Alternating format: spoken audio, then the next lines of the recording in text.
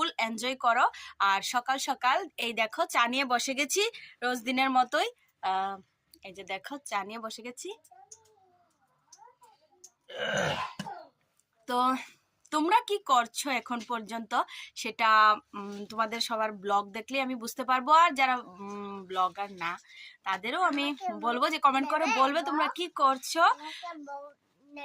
অংশের সাথে কথা বলবে। গুড মর্নিং বলো, গুড মর্নিং বলো। Happy new year,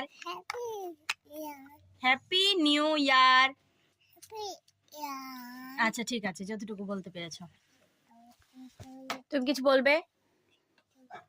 happy new year হবে, এতটুকুই হবে, আর কিছু বলবে না, বলতে চায় না, তো এই জন্য শুধুমাত্র হ্যাপি নিউ ইয়ার বলে দিয়েছে তোমাদের।